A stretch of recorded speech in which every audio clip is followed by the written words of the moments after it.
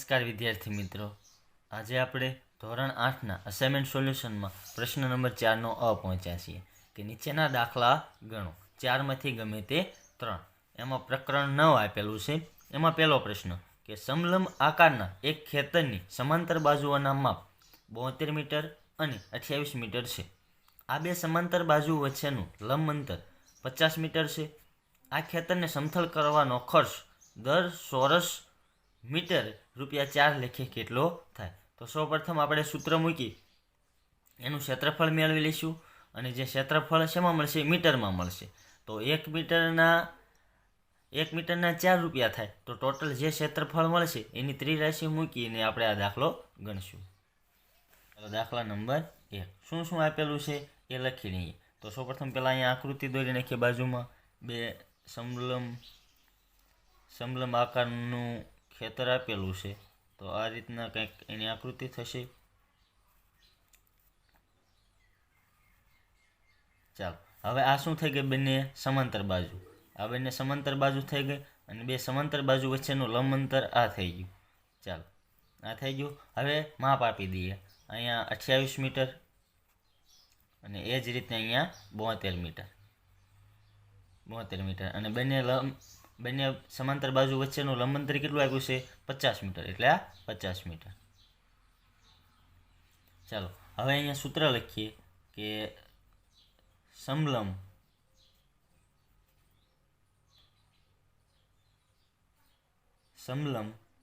ખેતરનું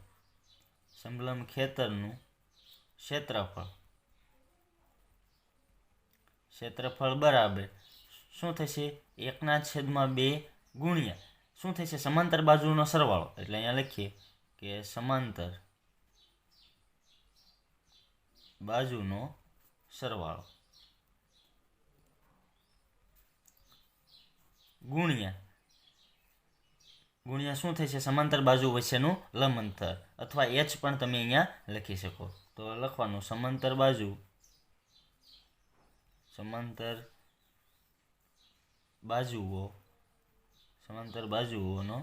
બાજુઓ વચ્ચેનું લંબ અંતર.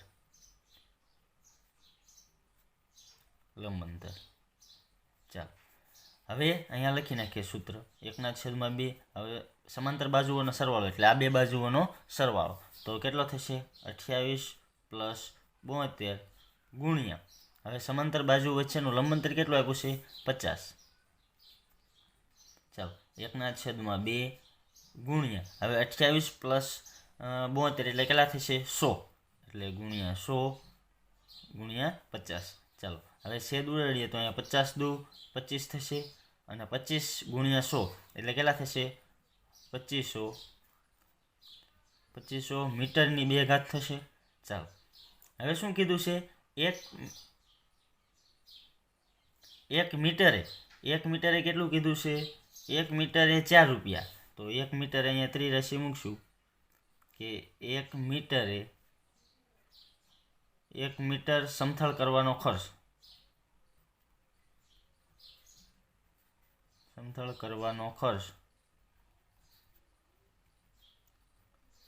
₹4 હોય. તો આ 2500 મીટર સમથળ કરવાનો ખર્ચ કેટલો થશે? તો લખીએ 2500 મીટર સમથળ કરવાનો ખર્ચ. ચાલો આ આપણે મેળવવાનું છે. તો અહીંયા શું કરશું? ચોકડી ગુણાકાર કરશું. તો 4 ગુણ્યા 2500. ચાલો અને છેદમાં 1. ચાલો 2500 અને પાછળ 2 શૂન્ય એટલે કેટલા થઈ ગયા? એકમ દશક 100 હજાર ને 10,000. તો 10,000 થશે. તો આપણો જવાબ શું આવશે? 10,000. ચાલો તો શું કહી શકાય? ખેતર સમથળ કરવાનો ખર્ચ કેટલો થશે? 10,000. ચાલો પ્રશ્ન નંબર 2 જોઈએ કે એક સમલંબ આકારના ખેતરનું ક્ષેત્રફળ 480 મીટર સ્ક્વેર છે.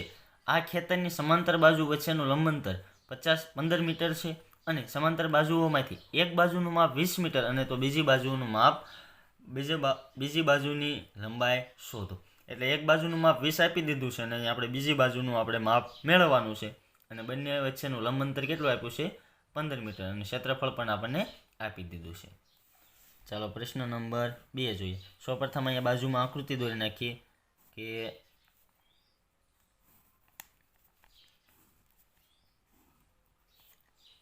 ચાલો એક બાજુનું માપ આપણને આપી દીધું છે 20 મીટર અને બીજી બાજુનું માપ આપણે મેળવવાનું છે. એટલે x અહીંયા ધારી લઈશું. એટલે x આપણે આ બાજુનું માપ કહીશું અને બંને વચ્ચેનું લંબાંતર કેટલું આવ્યું છે? 15 મીટર. ચાલો તો લખીએ કે સમલંબ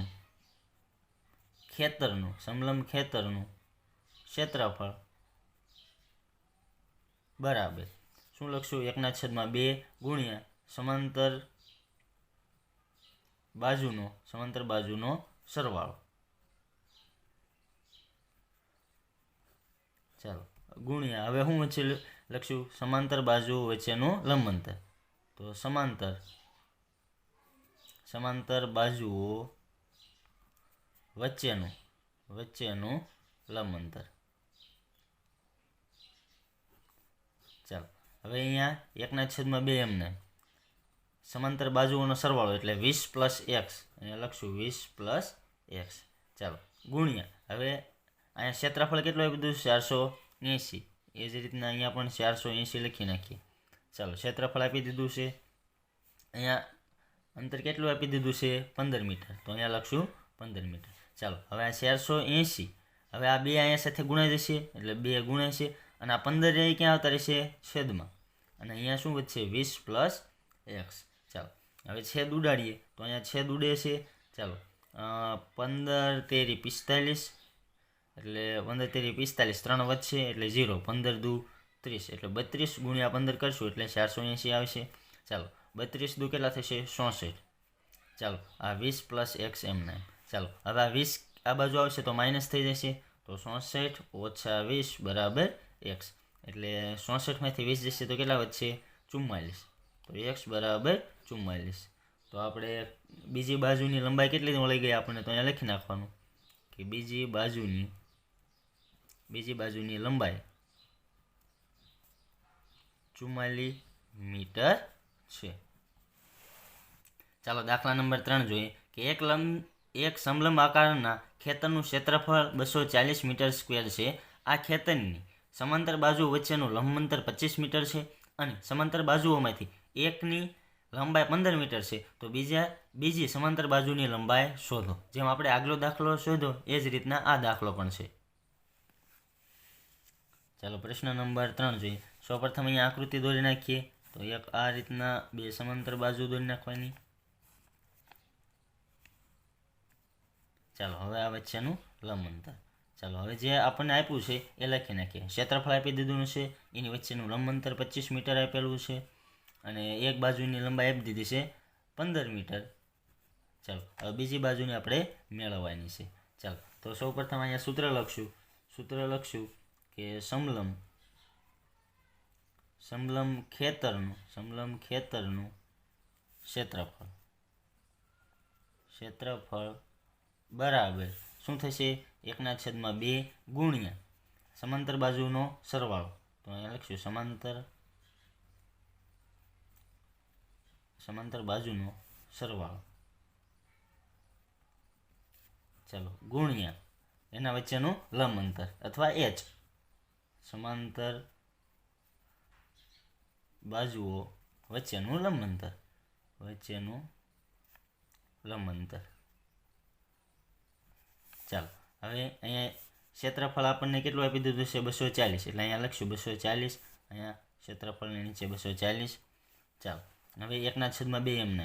હવે સમાંતર બાજુઓ એક 15 ને એક x એટલે x + 15 અથવા 15 + x લખી શકો. ચાલો હવે વચ્ચેનું લંબાંતર કેટલું આપ્યું છે? 25. ચાલો હવે સાદુરૂપ આપશું તો 240 ગુણ્યા આ 2 સામે જશે એટલે ગુણાકાર થઈ જશે. અહીંયા છેદમાં કેટલા આવતા રહેશે? 25. ચાલો x + 15. ચાલો હવે સાદુરૂપ આપીએ તો અહીંયા 25 છે તો અહીંયા પહેલાં ગુણાકાર કરી નાખીએ. કેટલા થશે?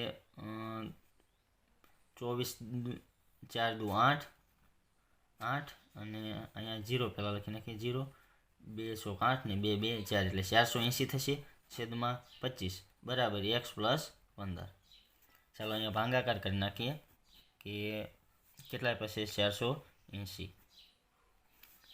આપ્યા છે એટલે 25 એકા 25 એટલે અહીંયા 3 અહીંયા 2 ઉપરથી ઉતાર્યો 0 એટલે 25 દાણ 250 થશે. તો 25 નવા 225 થશે. 25 નવા 225. ચાલો અહીંયા 2 અને અહીંયા 10 10માંથી 5 જાય તો 5 2માંથી 2 જાય 0 0. ચાલો ઉપરથી અહીંયા સંખ્યા પૂરી થઈ ગઈ એટલે પોઈન્ટ મૂકશું અહીંયા 0 એટલે 25 દુ 50 થશે. ચાલો 0 0. ચાલો હવે તો અહીંયા કેટલા મળશે આપણને જવાબ 19.2 બરાબર x પ્લસ 15. ચાલો હવે આ 15 આમ 19.2 ઓછા 15 થઈ જશે, આ બાજુ આવશે તો અહીંયા x. ચાલો તો x બરાબર હવે 19.2 માંથી 15 જશે તો કેટલા વધશે 4.2 મીટર. ચાલો તો આપણને શું કીધું હતું કે બીજી સમાંતર બાજુની લંબાઈ શોધો. તો અહીંયા લખી નાખવાનું કે બીજી સમાંતર બાજુની લંબાઈ 4.2 મીટર છે. ચાલો ચેનલને હજી સુધી સબસ્ક્રાઈબ નથી કરી તો ચેનલને સબસ્ક્રાઈબ અવશ્યથી કરી લેજો જેથી કરી આવા અવનવા વિડીયો તમને મળતા રહે. ચાલો દાખલા નંબર 4 જોઈએ કે શું કીધું છે કે એક સમલંબ આકારના ખેતરની બે બાજુઓના માપ 12 મીટર અને 18 મીટર છે. તો બંને સમાંતર બાજુ વચ્ચેનું લંબ અંતર 40 મીટર છે. તો આ ખેતરની સમથળ કરવાનો ખર્ચ દર ચોરસ મીટરે 8 રૂપિયા લેખે કેટલો થાય? તો સૌપ્રથમ અહીંયા પહેલો દાખલો છે એના જેવો જ આપેલો છે તો આપણે જોઈએ. સૌપ્રથમ શું કરશું એનું ક્ષેત્રફળ મેળવી લઈશું અને 1 મીટર બરાબર 8 રૂપિયા થાય તો જેટલું ક્ષેત્રફળ મળશે એના બરાબર કેટલું થાય આપણે ત્રિરાશિ મૂકી દઈશું. ચાલો દાખલા નંબર 4 જોઈએ. તો સૌપ્રથમ અહીંયા આકૃતિ બાજુમાં દોરી લઈએ. ચાલો હવે બે બાજુના માપ લખી નાખીએ. એકનું છે 12 મીટર એકનું છે 18 મીટર. ચાલો હવે બંને વચ્ચેનું લંબ અંતર કેટલું આપ્યું છે 40 મીટર. ચાલો તો હવે ક્ષેત્રફળનું સૂત્ર મૂકી દઈએ કે સમલંબ ખેતરનું ક્ષેત્રફળ બરાબર 1/2 ગુણ્યા સમાંતર બાજુઓનો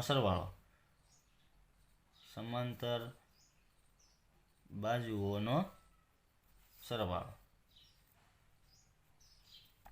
ચાલો અને અહીંયા લખી નાખશું ગુણ્યા સમાંતર બાજુઓ વચ્ચેનું લંબ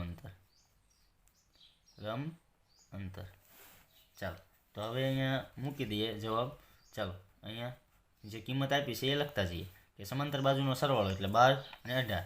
તો અહીંયા લખીએ 12 પ્લસ 18 ગુણ્યા એનું લંબ અંતર કેટલું આપ્યું છે 40 મીટર. 1/2 એમના 12 ને પ્લસ 18 એટલે કેટલા થશે 30 એને ગુણ્યા 40. ચાલો અહીંયા છેદ ઉડાડશું તો 20 દુ 40 થશે 3 દુ 6 અને 2 0 એટલે 600 મીટરની 2 ઘાત મળી જશે જવાબ. ચાલો હવે આપણે શું મેળવવાનું છે એને સમથળ કરવાનો ખર્ચ મેળવવાનો છે. તો અહીંયા લખશું કે 1 મીટર સ્ક્વેર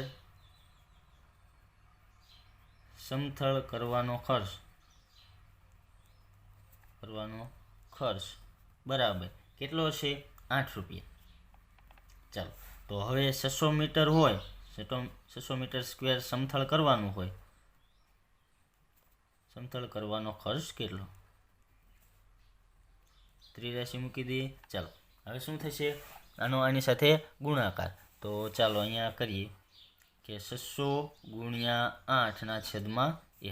ચાલો 6 8 48 ની પાછળ 2 શૂન્ય મૂકી દઈએ એટલે કેટલો એનો સમથળ કરવાનો ખર્ચ કેટલો થશે 4800 રૂપિયા થશે. તો આપણે લખી નાખીએ કે ખેતર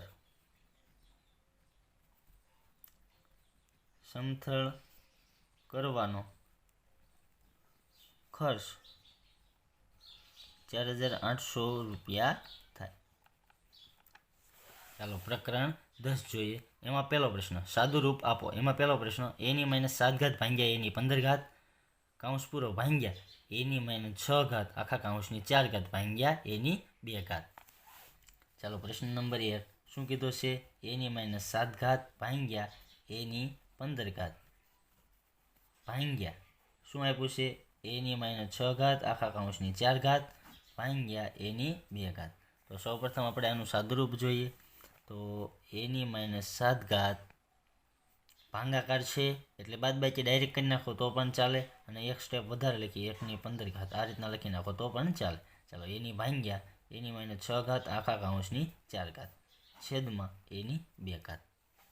ચાલો ભાગાકાર છે એટલે બાદબાકી થશે, આધાર સરખો હોય તો ઘાતની બાદબાકી, એટલે એની -7 ઘાત -15 ઘાત ના છેદમાં ભાગ્યા એની 6 ચોક 24, એટલે અહીંયા ગુણાકાર કરી નાખીએ તો 6 ચોક 24, આધાર ઘાતની ઘાતનો ગુણાકાર એટલે એની 24 ઘાત.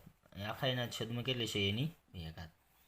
ચાલો એટલે કેટલી થઈ જશે? એની -22 ઘાત ભાગ્યા એની 24 -24 ઘાત ના છેદમાં એની 2 ઘાત થશે. ચાલો હવે આધાર સરખો હોય અને ભાગાકાર હોય તો શું થાય? બાદબાકી, એટલે એની -22 ઘાત, અહીંયા નિશાની કેવી છે? માઇનસ, એટલે નિશાની તો બાદબાકી થશે જ, પણ અહીંયા નિશાની કેવી છે? માઇનસ, એટલે -24 એમને. ચાલો એની 2 ઘાત એમને. ચાલો બરાબર, એની -22 ઘાત માઇનસ માઇનસ કેવા થઈ જશે? પ્લસ, એટલે પ્લસ, એટલે એની 2 ઘાત. તો અહીંયા કેટલા વધશે? 24 માંથી 22 જશે તો 2, એટલે એની 2 ઘાત. તો એની 2 ઘાત બંને પદ સમાન મળી ગયા તો ઉડી જશે. તો શું જવાબ આવશે? 1ની 1 ઘાત, એટલે 1 આપણો જવાબ. ચાલો પ્રશ્ન નંબર 2 જોઈએ કે 3x ની -2 ઘાત આખા કૌંસની 2 ઘાત ગુણ્યા 2x ની 3 ઘાત આખા કૌંસની 4 ઘાત ભાગ્યા 12x ની 4 ઘાત આખા કૌંસની 2 ઘાત. ચાલો પ્રશ્ન નંબર 2 જોઈએ.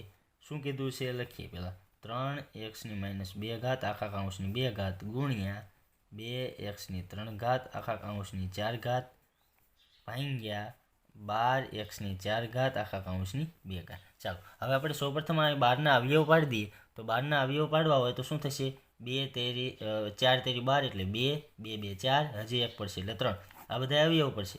હવે 12ની 2 ઘાત છે તો આ બધાની 2 ઘાત લખવી પડશે, એટલે 2 2 અને 3 આ બધાની 2 2 ઘાત લખવી પડશે.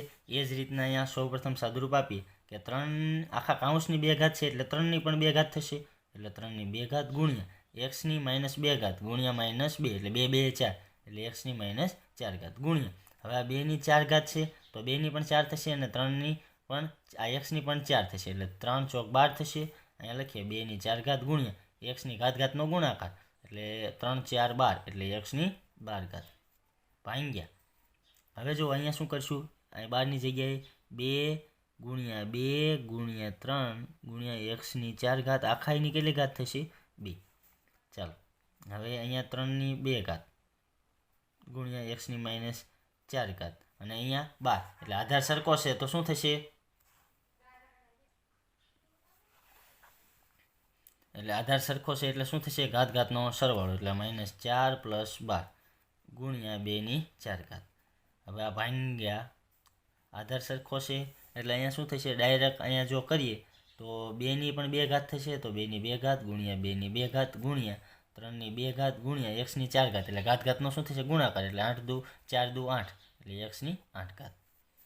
ચાલો અહીં x ની 2 ઘાત એટલે 3ની 2 ઘાત ગુણ્યા હવે અહીંયા કેટલી વધશે? x ની 8 ઘાત, 12માંથી 4 જશે તો 8, એટલે x ની 8 ઘાત ગુણ્યા 2ની 4 ઘાત. હવે ભાગાકાર છે તો ભાગાકારમાં લઈ લઈએ. ચાલો અહીંયા જુઓ, અહીંયા 2ની 2 ઘાત આધાર સરખો એટલે ઘાતનો શું થશે? સરવાળો, એટલે 2ની 2 ઘાત એટલે 2 2 4 થઈ જશે, એટલે 2ની કેટલી ઘાત થઈ જશે? 4, અને 3ની 2 ઘાત ગુણ્યા x ની 8 ઘાત. ચાલો સમાન સમાન ઉડાડી દે, 2ની 4 ઘાત 2ની 4 ઘાત ઉડી જશે, 3ની 2 ઘાત 3ની 2 ઘાત ઉડી જશે, x ની 8 ઘાત x ની 8 ઘાત ઉડી જશે. તો જવાબ શું આવશે? 1 આપણો જવાબ. ચાલો હવે પ્રશ્ન નંબર 3 જોઈએ.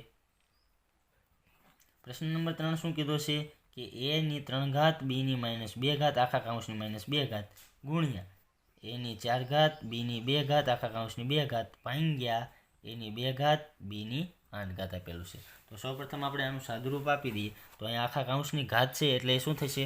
આ બધાની ઘાત લાગશે, તો બધાની ઘાત લાગશે એટલે એ પહેલાં જોઈએ કે એની 3 ઘાત છે, તો અહીંયા 3 દુ 6 થઈ જશે, તો એની કેટલી ઘાત થઈ જશે? -6 ઘાત.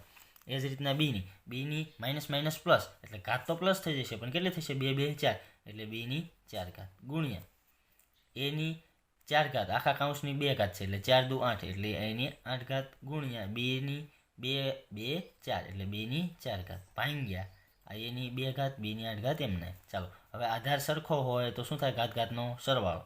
ઘાત ઘાતનો સરવાળો કરશું તો અહીંયા કેટલી છે? 6, અહીંયા 8, એટલે 8માંથી 2 જશે તો, એટલે સોરી 6 જશે તો 2 વચ્ચે એની 2 ઘાત, હવે બીની 4 ઘાત, અહીંયા બીની 4 ઘાત, આધાર સરખો એટલે ઘાત ઘાતનો સરવાળો. 4 ને 4 કેટલા થશે? 8, એટલે બીની 8 ઘાત ભાંગ્યા એની 2 ઘાત, બીની 8 ઘાત. ચાલો, એટલે લખીએ તો ભાગાકાર સ્વરૂપે એની 8 ઘાત, બીની અહીંયા એની 2 ઘાત, બીની 8 ઘાત ભાંગ્યા એની 2 ઘાત, બીની 8 ઘાત. સરખું સરખું ઉડી જશે, બેની 2 ઘાત, 2 સરખું ઉડી ગયું, તો જવાબ શું આવશે? 1. ચાલો, હવે પ્રશ્ન નંબર અહીંયા 4 જોઈ લઈએ બાજુમાં, કે શું કીધું છે પ્રશ્ન નંબર 4માં? 2x ની -2 ઘાત આખાઈની કેટલી ઘાત કીધી છે? 2 ગુણ્યા 2x ની 2 ઘાત આખા કાઉન્સની 3 ઘાત છે, 3 ઘાત ભાંગ્યા 4x ની 3 ઘાત આખાઈની 2 ઘાત. ચાલો, હવે સૌપ્રથમ શું કરશું? આનું સાદુરૂપ આપતા જઈશું, આ બંનેના ઘાત આપતા જઈશું. અહીંયા 4 છે, તો 4ના અવયવ કેટલા પડશે? 2 ગુણ્યા 2, એટલે 2 ને 2 2 ઘાત આપશું. તો સૌપ્રથમ અહીંયા જોઈએ કે 2 ની 2 ઘાત થશે, એ જ રીતના 4 2 દુ 4, એટલે x ની કેટલી ઘાત થશે? -4 ગુણ્યા, હવે આ 2 ની 3 ઘાત થશે, તો 2 ની 3 ઘાત ગુણ્યા x ની 3 2 તેરી 6, એટલે x ની 6 ઘાત આ ભાંગ્યા, હવે અહીંયા 2 ની 2 વાર લખશું, એટલે 2 ની 2 ઘાત ગુણ્યા 2 ની 2 ઘાત ગુણ્યા, હવે x ની 3 ઘાત છે, 3 દુ 6, એટલે x ની 6 ઘાત. ચાલો, ભાગાકાર સ્વરૂપે છે, એટલે ભાગાકાર સ્વરૂપે લખી નાખીએ. અહીંયા 2 ની 2 ઘાત, અહીંયા 3 ઘાત, એટલે આધાર સરખો એટલે ઘાત ઘાતનો સરવાળો, એટલે 2 ની 2 + 3, એટલે 5 ઘાત થઈ જશે ગુણ્યા x ની 4 ઘાત, અહીંયા x ની 6 ઘાત, આધાર સરખો એટલે ઘાત ઘાતનો સરવાળો, એટલે -4 + 6, એટલે 6માંથી 4 જશે તો 2 વચ્ચે, તો x ની 2 ઘાત ભાંગ્યા એ જ રીતના અહીંયા આધાર સરખો છે, 2 2 ગુણ્યા 2, એટલે 2 ની 2 ઘાત + 2, એટલે 2 ની 4 ઘાત થશે ગુણ્યા હવે x ની 6 ઘાત એમને. ચાલો, હવે સૌપ્રથમ અહીંયા જો 5 ઘાત છે ને અહીંયા 4, એટલે 1 ઘાત વચ્ચે, તો અહીંયા 2 ની 1 ઘાત ગુણ્યા અહીંયા x ની 4 ઉપર લઈ જઈશું, x ની -6 ઘાત, એટલે 2માંથી 6 જશે તો કેટલા વધશે? x ની -4 ઘાત વધશે. ચાલો, તો હવે શું કરશું? હવે અહીંયા માઇનસ છે, એટલે આપણે શું કરવું પડશે? છેદમાં લખવું પડશે, તો 2/x ની 4 ઘાત આ રીતના થશે. ચાલો, ચેનલને હજુ સુધી સબસ્ક્રાઈબ નથી કરી તો ચેનલને સબસ્ક્રાઈબ અવશ્ય કરી લેજો, જેથી કરી આવા અવનવા વિડીયો તમને મળતા રહે. ચાલો, પ્રકરણ 11 એમાં પહેલો પ્રશ્ન કે નીચેના દરેક કોષ્ટકનું અવલોકન કરી આપેલા પ્રમાણ સમપ્રમાણમાં છે કે કેમ તે શોધો. તો સૌપ્રથમ આ સમપ્રમાણનો દાખલો છે, તો સમપ્રમાણમાં શું સૂત્ર થશે? x1/y1 = x2/y2. એ જ રીતના આપણે આ x1 x2 x3 x4 ને x5, એ જ રીતના y1 y2 y3 y4 y5 આ બધા શું હોવા જોઈએ? સમપ્રમાણ, અને બધા કેવા આવવા જોઈએ? સમાન. તો જ આપણે કહી શકીએ કે સમપ્રમાણમાં છે. જો અલગ અલગ માપ આવશે તો આપણે કહી શકશું કે સમપ્રમાણમાં નથી. પ્રશ્ન 1 જોઈએ. અહીંયા x અને y, તો અહીંયા પહેલાં માપ લખી નાખીએ. અહીંયા 10 15, એ જ રીતના 20 30 40 50 60 70 80 ને 90. ચાલો, હવે આ રીતનું કોષ્ટક કરી નાખીએ.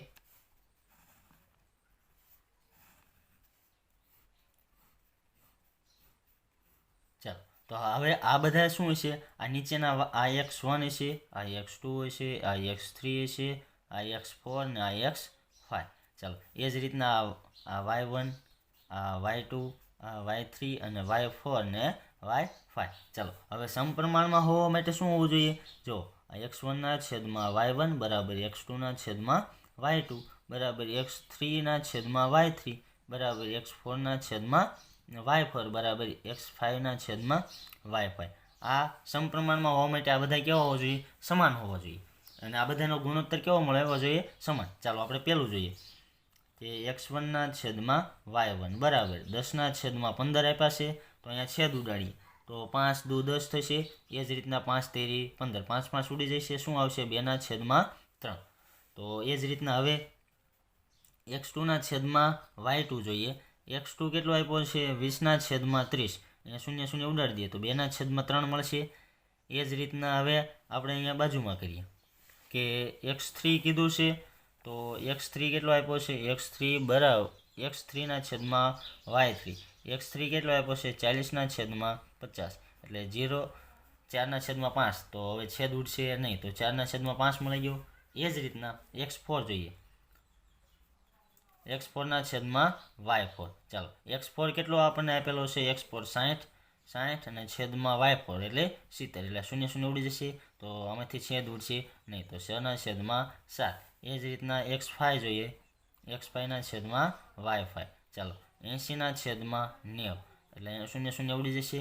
જો અહીંયા 4 દુ 8 થશે અને 3 તેરી 9 એટલે છેદ ઉડશે નહીં એટલે 8 છેદમાં 9. તો આપણે જોઈ જુઓ અહીંયા x1 શું મળ્યો x1 બરાબર y1 બરાબર x2 બરાબર y2 પરંતુ x3 આપણને સમાન મળ્યો નહીં એટલે x3 છેદમાં y3 બરાબર નથી. જો x4 છેદમાં y4 એ પણ સમાન મળ્યો નહીં અને એ જ રીતના 8 છેદમાં 9 એટલે x5 છેદમાં y5 એટલે આ સમપ્રમાણમાં નથી. તો અહીંયા લખી નાખવાનું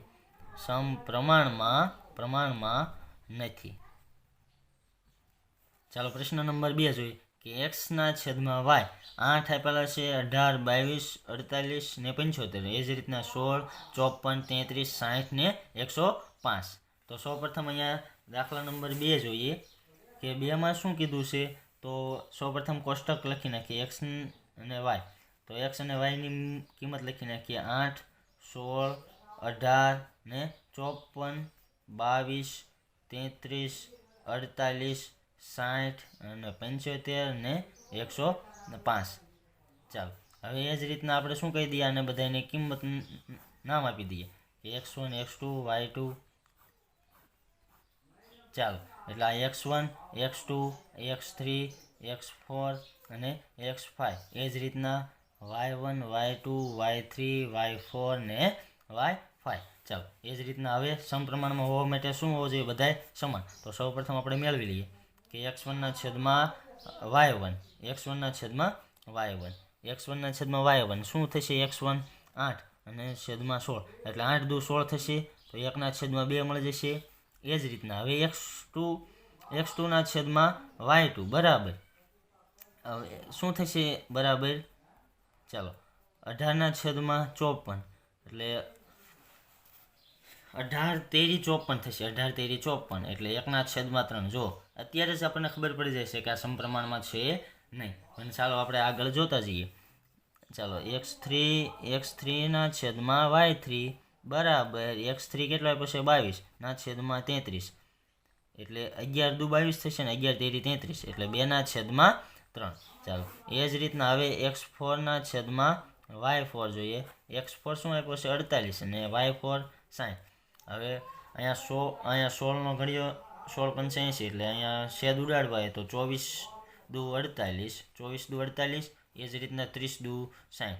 એ જ રીતના 6 ચોક 24 અને 6 પંચા 30 એટલે શું આવશે 4 છેદમાં 5. એ જ રીતના x5 છેદમાં y5 કેટલા આપ્યા છે 75 છેદમાં 105 એટલે અહીંયા 21 પંચા કેટલા થશે 21 પંચા 105. એ જ રીતના 15 પંચા 75 એટલે 15 પંચા 75 5 ઉડી જશે. એ જ રીતના જે 15 છેદમાં 21 વિધા છે ને ચાલો હજી છેદ ઉડશે 3 પંચા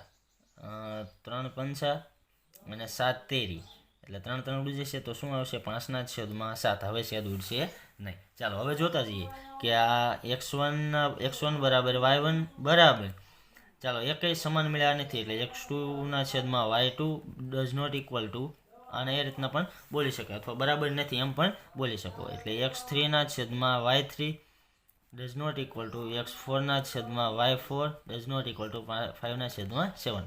એટલે આપણે કહી શકીએ કે આ સમપ્રમાણમાં નથી. તો લખી નાખવાનું કે સમપ્રમાણમાં નથી. ચાલો દાખલા નંબર 3 જોઈએ એક્સ અને વાય. અહીંયા આ x1 થશે, x2, આ x3, x4 ને x5.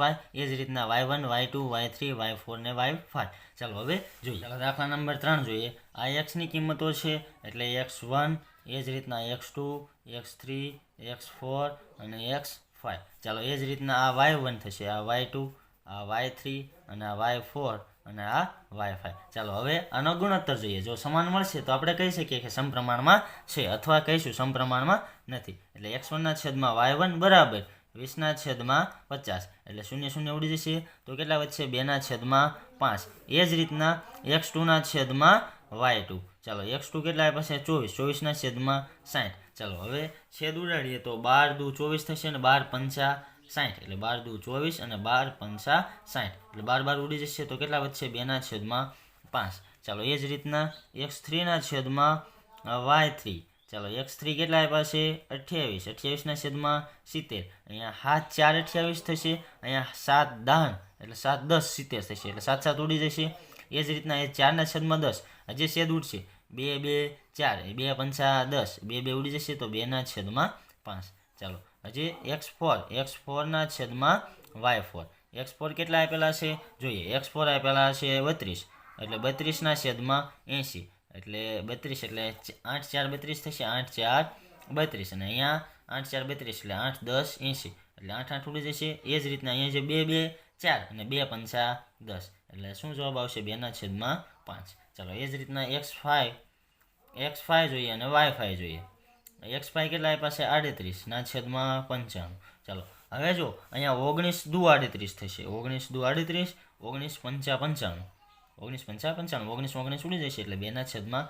ચાલો આ બધા સમાન ગુણોત્તર મળ્યા તો આપણે કહી શકીએ કે સમપ્રમાણમાં છે. એટલે x1 છેદમાં y1 બરાબર x2 છેદમાં y2 બરાબર x3 છેદમાં y3 બરાબર x4 છેદમાં y4 બરાબર x5 છેદમાં y5. આ બધા કેવા મળ્યા? સમાન. એટલે કહી શકીએ કે સમપ્રમાણમાં છે. એટલે સમપ્રમાણમાં છે. ચાલો દાખલા નંબર 4 જોઈએ કે x અને y. એટલે આ x1 થશે, આ x2 થશે, x3, x4 ને x5. એ જ રીતના y1, y2, y3, y4 ને y5. દાખલા નંબર 4 જો અહીંયા બહાર ને એ શું થશે? આ x1 નું મૂલ્ય થશે, આ x2, x3, x4 ને x5. ચાલો x5. એ જ રીતના y1 થશે, y2, y3 અને y4 અને y5. ચાલો હવે જોઈએ. આ બધાના સમાન ગુણોત્તર મળશે તો આપણે કહીશું કે સમપ્રમાણમાં છે. એટલે x1 છેદમાં y1. x1 કેટલો આપ્યું છે? 12. 12/18. એટલે અહીંયા છેદ ઉડાડવો હોય તો શું થશે? 6 દુ 12 થશે. એ જ રીતના 6 તેરી 18. એટલે 6 6 ઉડી જાય એટલે 2/3 ગુણોત્તર આપણો મળે. એ જ રીતના x2 છેદમાં y2 જોઈએ. x2 કેટલા આપ્યા છે? 30. 30/45. એટલે 30/45. અહીંયા શું થશે? 15 દુ 30 થશે. અહીંયા 15 તેરી 45. 15 15 ઉડી જાય એટલે 2/3. ચાલો એ જ રીતના x3 જોઈએ. x3 છેદમાં y3. ચાલો x3 કેટલો આપ્યો છે? 36 ને 54. એટલે 36 ને 54. 18 દુ 36 થશે. એ જ રીતના 18 તેરી 54 થશે. ચાલો 18 18 ઉડી જાય તો કેટલા છે? 2/3. ચાલો એ જ રીતના હવે જોઈએ x4 છેદમાં y4. ચાલો 40/60. 0 0 ઉડી જશે. 2 તેરી 6 અને સોરી 2 2 4 ને 2 તેરી 6. એટલે શું મળશે? 2/3. એ જ રીતના x4 જોઈએ અને y4 જોઈએ. ચાલો હવે કેટલા છે? 44/66. ચાલો અહીંયા જો 11 ચોક 44 થશે. એ જ રીતના 11 6 66 થશે. 11 11 ઉડી જાય. હજી આના 4 ને 6 ના ભાગ પડશે એટલે 2 2 4 અને 2 તેરી 6. એટલે આપણો જવાબ શું આવશે? 2/3 આપણો જવાબ આપશે. એટલે બધા ગુણોત્તર જો 2/3 સમાન મળ્યા છે. એટલે આપણે કહી શકીએ કે આ શું કહેવાય? આ આ સમપ્રમાણમાં છે. એટલે x1 છેદમાં y1 બરાબર x2 છેદમાં y2 બરાબર x3 છેદમાં y3 બરાબર x4 છેદમાં y4 બરાબર x5 છેદમાં y5. એટલે આપણે કહી શકીએ કે સમપ્રમાણમાં છે. એટલે સમપ્રમાણમાં છે. ચાલો દાખલા નંબર 2 જોઈએ કે નીચેના દાખલા ગણો. એક ખેડૂત પાસે 20 પશુઓ 6 દિવસ સુધી ખવડાવી શકાય તેટલો ઘાસચારો છે. ચાલો જો તેની પાસે 10 પશુઓ વધારે આવે તો આ ઘાસચારો કેટલા દિવસ ચાલશે. ચાલો હવે શું કરવાનું છે, જો ખાસ યાદ રાખવાનું છે આ સમપ્રમાણમાં છે કે વ્યસ્ત પ્રમાણમાં, એ આપણે જોવાનું છે સૌપ્રથમ. ચાલો, એક ખેડૂત પાસે 20 પશુઓ છે તો 6 દિવસ સુધી ખવડાવી શકાય તેટલો ઘાસચારો છે. ચાલો, હવે 10 પશુ વધારવામાં આવે તો હવે દિવસોની સંખ્યા શું થશે, ઘટશે. એટલે એક વધે તો બીજું ઘટે. તો આ શું શેનું ઉદાહરણ કહી શકાય, વ્યસ્ત પ્રમાણનું. ચાલો, પ્રશ્ન 2નો પહેલો જોઈએ. સૌપ્રથમ કોષ્ટક બનાવી નાખીએ. કોષ્ટકમાં પશુઓની સંખ્યા,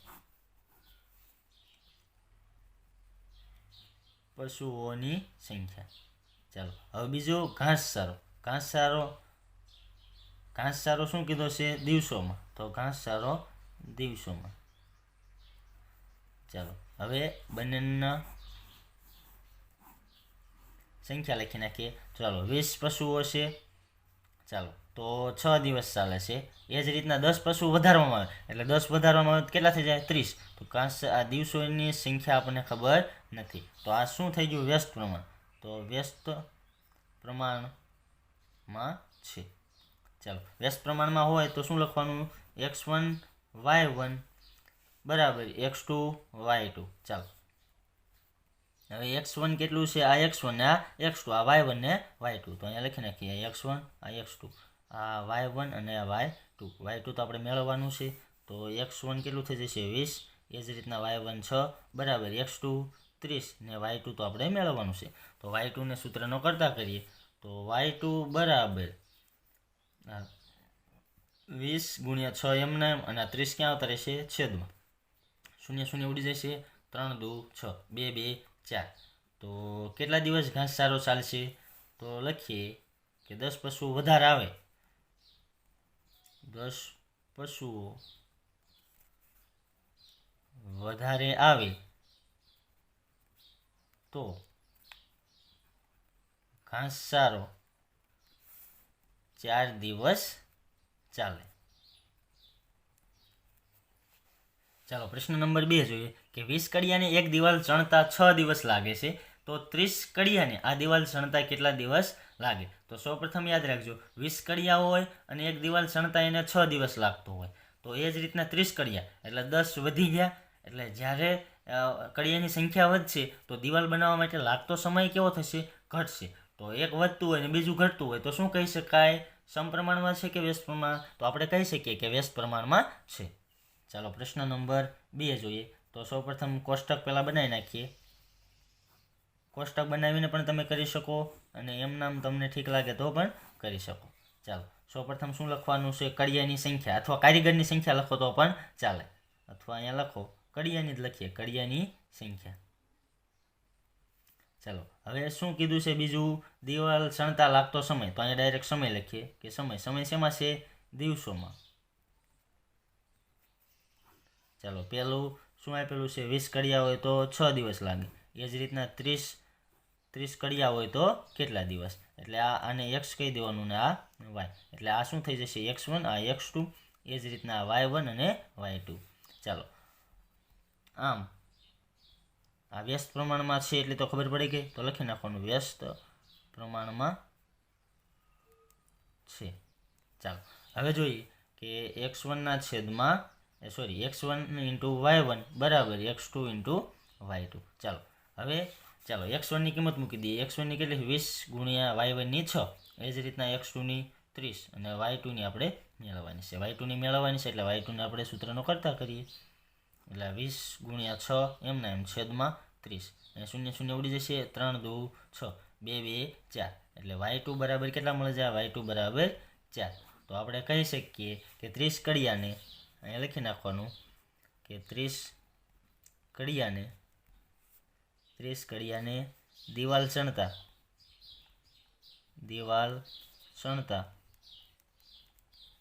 કેટલા દિવસ લાગશે, 4 દિવસ લાગશે. ચાલો પ્રશ્ન નંબર 3 જોઈએ કે 12 કિલોગ્રામ ગોળની કિંમત ₹540 છે. જો 9 કિલોગ્રામ ગોળની કિંમત કેટલી થાય. તો સૌપ્રથમ યાદ રાખજો, જો 12 કિલોગ્રામ હોય ગોળની કિંમત તો 540 છે. તો હવે જ્યારે ગોળ છે એની સંખ્યા એટલે ગોળની ભેલીની સંખ્યા જેમ વધારતા જશો એમ કિલોગ્રામમાંથી જે કિંમત હશે એ વધતી જશે. એ જ રીતના હવે 9 કિલોગ્રામ કરી છે, તો અહીંયા કિંમત શું થશે? ઘટશે. કારણ કે જો ઓછો વજન હશે તો એની કિંમત પણ કેવી થશે? ઓછી થશે. તો જેમ જેમ વજન વધારતા જઈએ એમ કિંમત તો વધવાની છે. એ જ રીતના જો અહીંયા 12 કિલોગ્રામ છે, એને ધારી લો કે તમે 1 કિલોગ્રામ ગોળની કિંમત 40 રૂપિયા હોય, તો 2 કિલોગ્રામ લેશો તો 80 થશે, 3 લેશો તો 120 થશે. એટલે જેમ જેમ તમે ગોળનો વજન એટલે વજન તમે કિલોગ્રામમાં વધારતા જશો એમ કિંમત કેવી થશે? વધતી જશે. એ જ રીતના તમે જો જેમ ઘટાડતા જશો, જો અહીંયા 12 છે એની જગ્યાએ 9 થઈ ગયું. હવે જેમ ઘટાડ્યો છે તો એની કિંમત પણ કેવી થશે? ઘટશે. એટલે એક વધે તો સામે બીજું વધે છે અને એક ઘટે તો સામે બીજું ઘટે છે. તો શું કહી શકીએ કે સમપ્રમાણમાં છે કે વ્યસ્ત પ્રમાણમાં? તો આપણે કહી શકીએ કે સમપ્રમાણમાં છે. ચાલો દાખલા નંબર 3 જોઈએ. તો અહીંયા સૌપ્રથમ અહીંયા વજન લખી નાખીએ, અહીંયા વજન લખીએ અને એની કિંમત લખીએ. એટલે કિંમત શેમાં આપી છે? રૂપિયામાં. અને આ કિગ્રામાં આપ્યું છે, કિગ્રામાં. ચાલો હવે કોષ્ટક બનાવી નાખીએ સૌપ્રથમ. હવે આપણને તો ખબર તો પડી ગઈ છે આ શેમાં છે? સમપ્રમાણમાં છે. તો સમપ્રમાણમાં હોય તો અહીંયા કેટલી છે? 12 કિલોગ્રામ. 12 કિલોગ્રામ હોય ત્યારે કિંમત કેટલી છે? 540. એ જ રીતના હવે 9 કિલોગ્રામ થાય તો તેની કિંમત કેટલી? સૌપ્રથમ અહીંયા આ x છે અને આ y છે, તો આને શું કહી દેવાનું? x1 અને આને x2 કહી દેવાનું, અને આને y1 ને આને y2. ચાલો હવે આ શેમાં છે? આ સમપ્રમાણ છે, તો લખી નાખીએ આ સમપ્રમાણમાં છે. ચાલો હવે સમપ્રમાણમાં હોય તો શું સૂત્ર થશે? x1 ના છેદમાં y1 બરાબર x2 ના છેદમાં y2. ચાલો હવે શું મેળવવાનું છે? y2. એટલે આપણે પહેલાં સૌપ્રથમ કિંમત મૂકી દઈએ કે 12 ના છેદમાં 540 બરાબર x2 કેટલા છે? 9. 9 ના છેદમાં y2. y2 ને આપણે સૂત્રનો કરતા કરીએ તો y2 બરાબર આ ક્યાં આવતા રહેશે? સામે. એટલે આ 540 9 સાથે ગુણાઈ જશે, 540 9 સાથે ગુણાશે અને છેદમાં આ 12. હવે જુઓ છેદ ઉડાડીએ તો 3 તેરી 9 અને 3 ચોક 12. હવે અહીંયા જોઈએ 4 વડે ભાંગી શકાશે તો હા ચાલો 4 એકા 4, 4 એકા 4, 14 વધ્યા તો 4 તેરી 12, 2 વધ્યા 4 પંચા 20, એટલે 135 થશે. હવે 135 તેરી તો 270 ને તો અહીંયા ગુણાકાર કરી નાખીએ ડાયરેક્ટ. 135 ગુણ્યા 3, 3 પંચા 15 નો 5 વધ્યા 1 3 તેરી 9 ને 1 10 0 વધ્યા 1 3 તેરી 3 એકા 3 ને 1 4, એટલે 405 રૂપિયા થશે. તો આપણે 405 રૂપિયા થશે. તો આપણે કહી શકીએ કે કેટલું કીધું કે 9 કિલોગ્રામ ગોળની કિંમત, 9 કિગ્રા ગોળની કિંમત કેટલી હશે? 405 રૂપિયા હશે. દાખલા નંબર 4 જોઈએ કે 6 મીટર કાપડની કિંમત 480 છે, તો 11 મીટર કાપડની કિંમત કેટલી થાય? ચાલો જો હવે એ જ રીતના આગલો દાખલો જેમ હતો એમ અહીંયા જ થશે કે 1 મીટરની કિંમત કોઈ કદાચ તમે 50 રૂપિયા હોય કે 100 રૂપિયા હોય, તો જેમ જેમ કાપડની મીટરમાં મીટર જેમ વધારતા જશો એમ કિંમત કેટલી થશે? એ વધતી જશે. એ જ રીતના હવે જો અહીંયા 6 મીટર હતી તો 480 થઈ. જો હવે 11 મીટર છે તો એની કિંમત કેવી થઈ જશે? એટલે વધતી જશે. એટલે આપણે એક વધે તો બીજું વધે છે અને એક ઘટે તો બીજું ઘટે. તો શું કહી શકીએ? આ શેનું ઉદાહરણ કહી શકાય? સમપ્રમાણનું કે વ્યસ્ત પ્રમાણનું? તો સમપ્રમાણનું. ચાલો હવે જોઈએ. ચાલો દાખલા નંબર 4 જોઈએ. સૌપ્રથમ કોષ્ટક બનાવી નાખીએ. કોષ્ટકમાં શું કહીશું? કાપડની કિંમત એટલે સૌપ્રથમ કાપડની લંબાઈ લખીએ. કાપડની લંબાઈ શેમાં આપી છે? મીટરમાં. એ જ રીતના કાપડની કિંમત શેમાં આપી છે? રૂપિયામાં. ચાલો હવે આને x કહી દેવાનું અને y કહી દેવાનું. ચાલો હવે બંનેની સંખ્યા લખી નાખીએ કઈ કઈ આપી છે. ચાલો પહેલી કેટલી આપી છે? 6 મીટર. 6 મીટર હોય ત્યારે કિંમત કેટલી થશે? ₹480. એ જ રીતના હવે બીજી 11 મીટર. 11 મીટરે કેટલી થશે એ આપણે મેળવવાનું છે. ચાલો આમ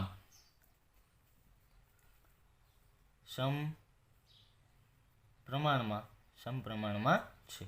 ચાલો હવે સૂત્ર શું થશે? x1 ના છેદમાં y1 બરાબર x2 ના છેદમાં y2 આપણું સૂત્ર થશે. ચાલો x1 ની કિંમત મૂકીએ. આ x1 આ થશે, આ x2 થશે, આ y1 આ y2. ચાલો x1 6 મીટર એટલે 6 ના છેદમાં 480 બરાબર x2 કેટલા થશે? 11 મીટર અને છેદમાં y2 આપણે મેળવવાનું છે. તો y2 ને સૂત્રનો કરતા કરીએ તો y2 સામેની તરફ જશે એટલે 11 ગુણ્યા 480 થશે, એટલે 480 ગુણ્યા 11 થશે અને આ 6 ક્યાં આવતા રહેશે? છેદમાં. ચાલો હવે છેદ ઉડાડીએ તો 6 × 8 = 48, એટલે 8 અને પાછળ શૂન્ય ઉમેરી દઈએ. ચાલો 11 ગુણ્યા 80 એટલે 11 × 88 અને પાછળ શૂન્ય ઉમેરી દઈએ એટલે 880 રૂપિયા થશે. 880 રૂપિયા થશે. તો આપણે કહી શકીએ કે 11 મીટર કાપડની કિંમત 880 રૂપિયા હશે. ચાલો અહીંયા વિડીયો પૂર્ણ થાય છે. જો વિડીયો ગમ્યો હોય તો વિડીયોને લાઇક, શેર અને સબસ્ક્રાઈબ કરજો અને તમારા મિત્રો સુધી પહોંચાડજો.